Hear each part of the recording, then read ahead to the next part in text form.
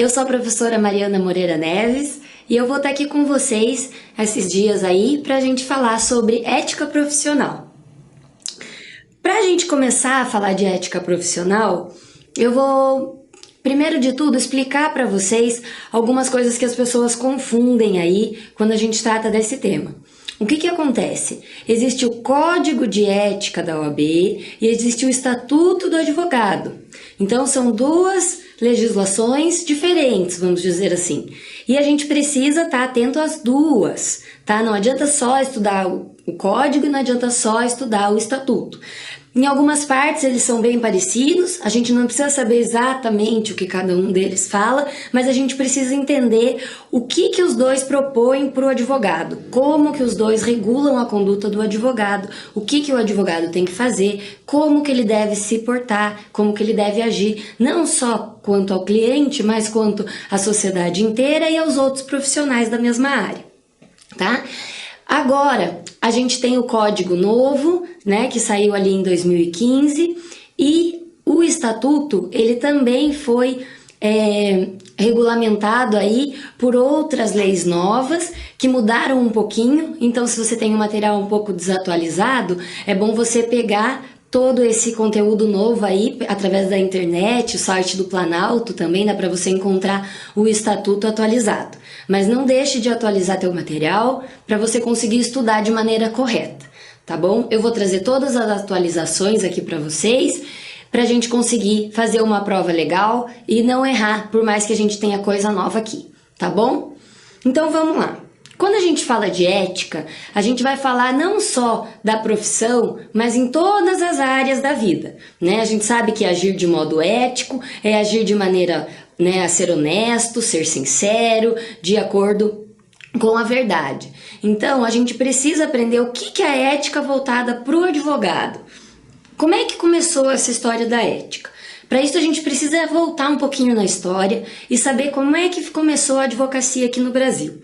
Então, desde o período colonial, a gente sabe que a gente já tinha aqui algum tipo de atividade da advocacia. Por mais que não houvessem faculdades, universidades aqui no Brasil, existia algumas pessoas que trabalhavam nessa área jurídica, mesmo de modo a não ter formação universitária. E aí os bacharéis em direito, aquelas pessoas que tinham oportunidade de estudar na Europa, né, principalmente na Universidade de Coimbra, eles tinham um prestígio maior pela sociedade, então eles tinham mais espaço aí para trabalhar do que aquelas pessoas que não tinham.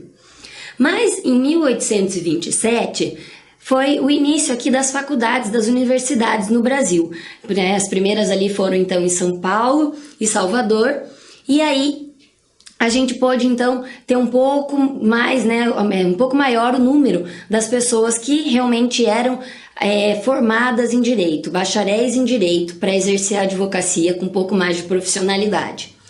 Só em 1843 é que surgiu o Instituto dos Advogados Brasileiros. E aí foi dando uma cara nova aí para a profissão, regulamentando um pouco mais, o direito foi ganhando mais espaço. Mas somente em 1930 é que surgiu a OAB, né, a Ordem dos Advogados do Brasil. E a OAB sim passou a dar à profissão do advogado um caráter mais profissional. Por quê? Porque ela exigia que a atividade de advocacia fosse regulamentada e fosse baseada com atividade profissional. Então, tinha que ter formação universitária para você ser advogado. Se você não tinha formação universitária, você não poderia ser considerado um advogado, certo? E ali, então, com o surgimento da OAB, existiu então o decreto que a gente coloca aqui na tela para vocês, 20.784 de 1931, que foi o primeiro estatuto do advogado, que é que a gente pode considerar assim. Depois então veio a Lei 4.215 de 1963, que foi o segundo estatuto aí do advogado, mas o que realmente tratou da matéria, como a gente fala nela hoje, é o Estatuto da Advocacia, né, a Lei 8.906 de 1994. A gente tem essa lei até hoje, a lei que a gente vai estudar aqui no decorrer do curso, contudo, ela está atualizada por duas outras leis. Então, a gente tem que prestar atenção no que essas duas outras leis mudaram com relação à Lei 8.906 de 94, tá bom? E foi então com o surgimento desse estatuto que a gente tem hoje que houve a necessidade de se ter um regulamento geral e um código de ética e disciplina também para poder legalizar a profissão, tá? Então a gente vai aqui falar realmente o que é o advogado, né? O advogado, então, a nominação advogado só pode se dar para quem tem o registro na OAB, na Ordem dos Advogados do Brasil. Então, se você só se formou na faculdade, você não pode ser advogado. Você é bacharel em direito. Você só pode entrar só pode receber essa nominação de advogado quando você está dentro dos quadros da OAB, quando você faz a prova e recebe o título. Então, a gente está aqui para ajudar você a conseguir esse título, para você ingressar nos quadros da Ordem dos Advogados do Brasil, daí do estado que você tá bom? Vamos comigo. A nominação, então, está no artigo 3º do Estatuto. O exercício da atividade de advocacia no território brasileiro e a denominação de advogado são privativos dos inscritos na Ordem dos Advogados do Brasil. Então, para você não ficar simplesmente um mero bacharel em direito, você está aqui contando com a gente para conseguir sua carteirinha rosa, para conseguir ter a sua carteirinha da OAB. Então, quais que são as atividades privativas do advogado? A postulação perante os órgãos do Poder Judiciário, a consultoria, assessoria e direção jurídica. Esses são os dois pontos principais e a gente vai abrir esses dois pontos a seguir. Mas eu preciso que vocês entendam isso. O que é a postulação perante o Poder Judiciário? É você falar com o juiz, é você protocolar a sua petição, certo? Então, para você poder falar com o juiz, você tem que ter a qualificação técnica. Às vezes, né, a gente fala assim, que tem pessoas tão humildes que sozinhas elas não conseguiriam nem explicar o que está acontecendo. Então elas têm a figura do advogado para uma forma de realizar efetivamente o exercício da justiça. Pensem assim, tá bom? Por isso que a postulação perante os órgãos do Poder Judiciário só pode ser feita através de advogado. E o segundo ponto ali, a consultoria, assessoria e a direção jurídica também é ato privativo de advogado. Então, se você é bacharel em direito, não conseguiu passar na OAB, você pode abrir teu escritório, por exemplo, só para prestar consultoria e assessoria jurídica? Não, você vai estar infringindo a lei, você vai estar exercendo atividade de forma ilícita. Você precisa estar inscrito nos quadros da ordem, perdão. Então, sem que tenha o devido registro na ordem, o advogado ele vai estar, então, exercendo ilegalmente a profissão. Todos os atos desse suposto advogado vão ser considerados nulos. Quando a pessoa está inscrita nos quadros da ordem, mas ela vem a cancelar a inscrição dela, e passa a exercer, por exemplo, uma consultoria, uma assessoria jurídica, ela também vai estar incorrendo em ato ilegal da profissão, tá? E o ato dela também vai ser considerado nulo, por causa do artigo 4º do Estatuto. São nulos os atos privativos de advogado praticados por pessoa não inscrita na OAB, sem prejuízo das sanções civis e penais e administrativas. Então, o que acontece? Se a pessoa simplesmente ela exerce legalmente a profissão, só o ato vai ser considerado nulo? Não. A pessoa vai poder ser responsabilizada tanto na esfera civil, quanto na esfera penal, quanto na esfera administrativa. Então vamos agora abrir aquele primeiro ponto que eu falei para vocês, a postulação perante os órgãos do Poder Judiciário. Que é aquilo que eu falei, que é você conversar com o juiz, pedir alguma coisa para o juiz, certo? E isso exige, então, o conhecimento técnico do advogado. E quando que a gente não precisa de advogado? A gente não vai ter a figura do advogado atuando. Pode simplesmente a pessoa, a cidadã, chegar ali no Poder Judiciário, por exemplo, em algum outro órgão, para agir ela, né, nos atos próprios, sem ela precisar estar representada por alguém. Então, quando a gente for falar de juizado especial, então, quando a gente está no juizado especial civil, a gente não precisa de advogado, certo? Alguns de vocês, eu acredito que se vocês mesmos não foram, vocês conhecem alguém que já foi até o juizado e conseguiu postular ali o seu direito, né, o seu problema para o juiz. Mas o que acontece? É para todo e qualquer caso do juizado especial civil que vai poder entrar sem advogado? Não, tem exceções, certo? E a gente precisa estudar essas exceções. Quando que a gente não precisa de advogado mesmo? No juizado especial civil. Até 20 salários mínimos, olha aqui, tá no material de vocês, tá? Por quê? Porque demandas que tenham valor acima de 20 salários mínimos, elas vão demandar sim o auxílio do advogado, tá? Então, a gente precisa saber o quê? Que até 20 salários mínimos não precisa do advogado junto com o autor da ação. Mas, se for um valor superior a 20 salários mínimos, vai precisar. E qual que é o teto do juizado especial civil? 40 salários mínimos, ok? Mas aqui eu trago uma atenção para vocês. Por quê? Porque tudo isso que eu expliquei agora só vale para o juizado especial civil. Se você tem lá na sua prova uma questão que fale sobre juizado especial criminal, a gente vai precisar sim da presença do advogado. E não importa se a demanda ali, por mais que seja criminal, tem algum valor, se esse valor seja abaixo ou acima de 40 salários mínimos, não importa. Se for uma demanda criminal perante o juizado especial, vai ter que ter sim o auxílio do advogado, vai ter que ter advogado constituído para esse processo acontecer. Então a gente continua aqui nos casos em que não precisa do advogado, ok? A gente já falou que quando não precisa do advogado é no juizado especial civil e agora também perante a Justiça do Trabalho. Por quê? A gente sabe que tanto o empregado quanto o empregador, ele pode recorrer à Justiça do Trabalho sem precisar de advogado, certo?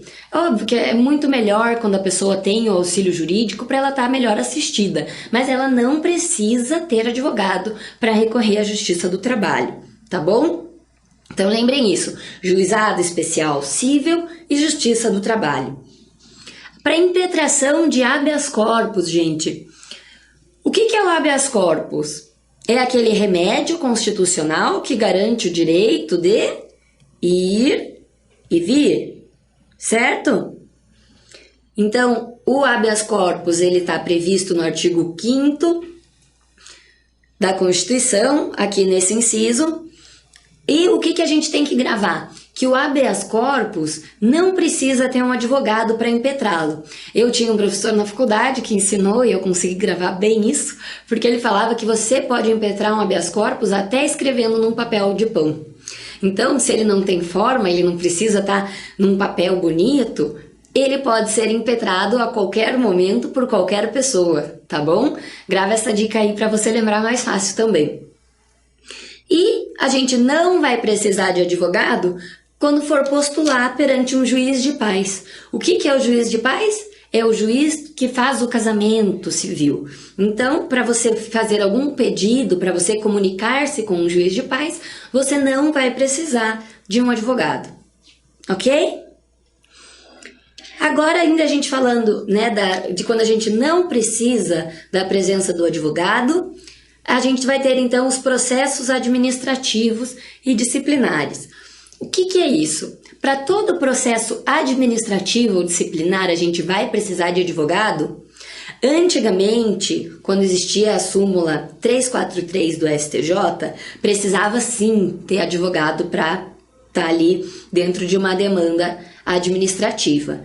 Mas aí veio o STF com a súmula vinculante número 5 e disse que não, você não precisa mais ter advogado para postular processo administrativo, tá bom? Então, o que vai acontecer? A gente vai ter exceções dentro desse processo administrativo disciplinar aqui, que vão ser 2, tá? Para 2 coisas aqui, então. Quando que a gente não vai precisar de advogado? Quando for processo administrativo, certo? Todo processo administrativo? Não. Quando o advogado precisa estar dentro desse processo administrativo, auxiliando a parte? Quando esse processo tratar-se de inventário, separação e divórcio, mesmo que extrajudiciais, tá bom? Tem que ter advogado. E o nome do advogado vai precisar constar na ata desses documentos, ok? E também, para quando existir contrato, esse aqui tinha que ter uma separação, ó, gente, peço perdão para vocês. Nos contratos constitutivos de pessoas jurídicas. Então, além do advogado tem que estar presente para fazer inventário, separação e divórcio, por mais que seja extrajudicial, também o advogado vai ter que estar presente nos casos de contratos de pessoas jurídicas, tá? Quando eles são constituídos. Então, o que vai acontecer?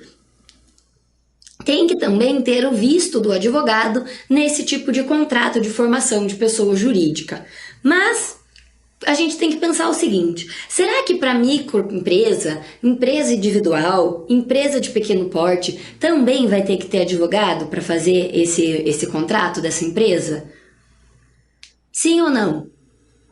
Não, né, gente? Por quê? Porque essas empresas de pequeno porte, microempresas, empresas individuais, elas têm um regime jurídico diferenciado, simplificado. Então, a gente tem que pensar o seguinte: se uma empresa bem grande, ela tem muito dinheiro, a empresa micro, empresa de pequeno porte, empresa individual, ela já tem esse regime diferenciado porque ela não tem tanto capital, ela vai ter um capital menor. Então, ela vai ter dinheiro para pagar advogado?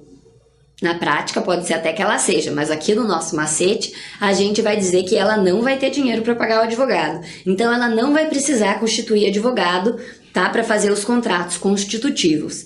Só as pessoas jurídicas. As pessoas jurídicas, né, microempresa, empresa de pequeno porte, empresa individual, não precisam de advogado, ok?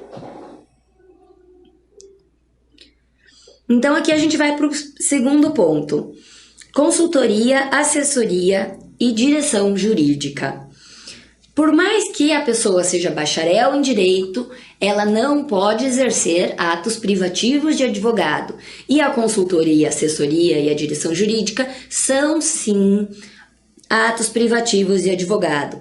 Por mais que essa consultoria, ela se trate de uma consultoria extrajudicial. A pessoa que for prestar essa consultoria, essa assessoria, ela tem que ser inscrita nos quadros da ordem, ok? E isso também vale para a direção jurídica de empresas ou qualquer outro órgão, certo? Para você exercer uma função de diretoria jurídica, gerência jurídica, você também tem que ser advogado, tem que ter a sua carteirinha rosa, tem que estar inscrito nos quadros da ordem. Então, como esse assunto aí fica bastante complicado da gente organizar na nossa cabeça, eu fiz um quadro para vocês para ficar mais fácil, tá?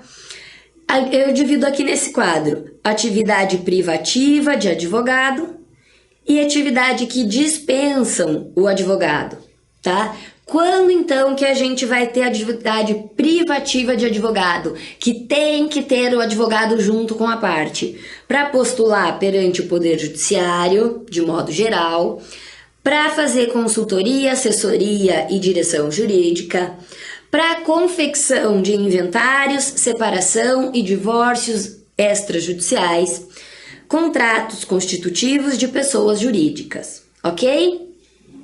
E quando que a gente não vai precisar do advogado? Não vai precisar do advogado mesmo. Para postular perante o juizado especial cível, lembrem que tem a ressalva do criminal, mas apenas para o juizado especial cível. A gente não vai precisar quando forem demandas que versem sobre 20 salários mínimos, ok? É até 20, tá bom, gente? Para postular perante a Justiça do Trabalho, tanto o empregado quanto o empregador, e para postular perante o juiz de paz, que é o juiz que faz o casamento. Então, a gente também não vai precisar de advogado quando a gente for se utilizar do remédio constitucional do habeas corpus, que vai garantir o nosso direito de ir e vir, certo? Então, a gente tem aqui o artigo 4º do Regulamento Geral. Eu peço para que vocês prestem atenção quando eu falar aqui o artigo é do Estatuto, quando é do Código, quando é do Regulamento Geral, para não fazer uma mistura na cabeça de vocês. E aí, quando eu falar, você vai no seu Estatuto, por exemplo, procurar e não acha. Então, presta bem atenção quando eu falar de qual norma aí que a gente está falando, tá bom? Aqui é o artigo 4º do Regulamento Geral. O indivíduo não advogado que praticar atos privativos de advogado constitui exercício ilegal da profissão e essa pessoa vai poder receber as sanções aí, tanto de cunho civil, quanto penal, quanto administrativo. Não esqueçam. E também tem outras pessoas que estão sujeitas aí ao nosso Estatuto do Advogado. Se não são só os advogados, quem seriam elas? O meu macete aqui para vocês, a minha dica, é vocês pensarem que são pessoas que trabalham em órgãos públicos que exercem a função de advogado. Se você começar a reparar aqui, você vai ver que todas elas defendem a União, defendem a sociedade, como se elas fossem um advogado da União, né? Ou do Estado, ou do município, ou do Distrito Federal. Então vem aqui comigo. Artigo 3º, parágrafo 1º do Estatuto. A Advocacia Geral da União, a Procuradoria da Fazenda Nacional, a Defensoria Pública, procuradorias e consultorias jurídicas dos estados, do Distrito Federal, dos municípios e das respectivas entidades de administração direta e fundacional.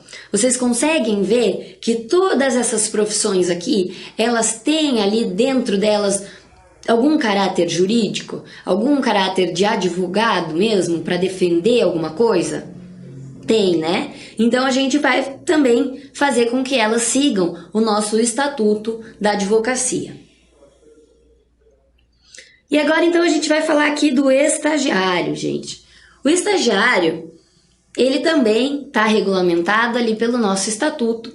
Por quê? Porque ele, junto com o advogado, vai exercer atos privativos de advogado. Não são todos os atos, mas o estagiário pode sim exercer alguns atos privativos de advogado, mesmo quando o advogado não esteja presente, mas o advogado vai estar por ele responsável, tá? Então vamos ler aqui o artigo 3º, parágrafo 2º do Estatuto.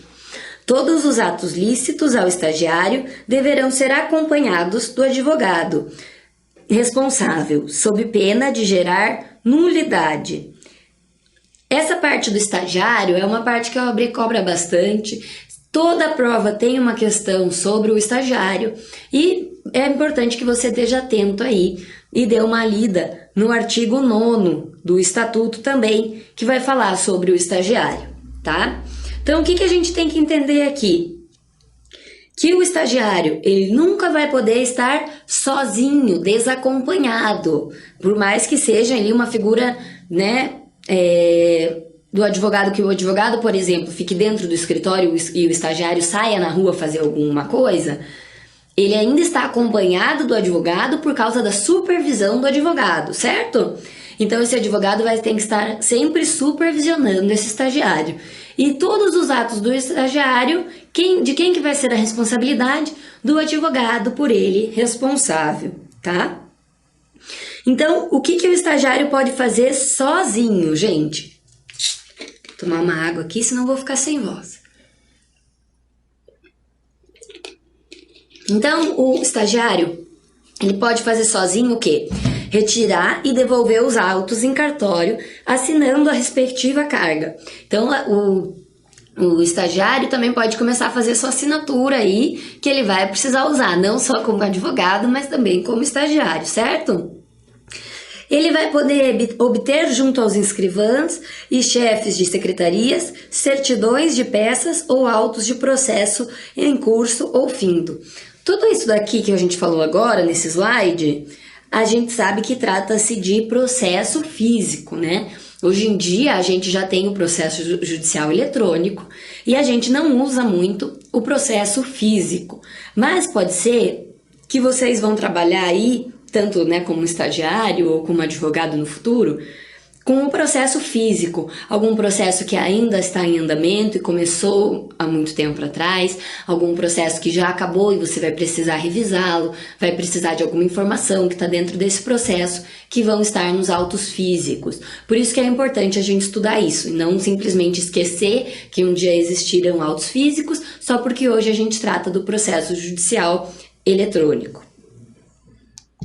Então, o que mais que o estagiário pode fazer sozinho? Ele pode assinar petições de juntada de documentos a processos judiciais e administrativos. Ele pode, segundo decisão do Conselho Federal, atuar realizando pedido de informação sobre andamento de processos judiciais, mas sem retirada ou vista dos autos, tá? Então, o que acontece? O estagiário, ele pode ir lá no fórum, ele pode olhar o processo, ele pode tirar cópia do processo, pode tirar foto do processo. Mas o estagiário não vai poder retirar os autos em carga, tá bom?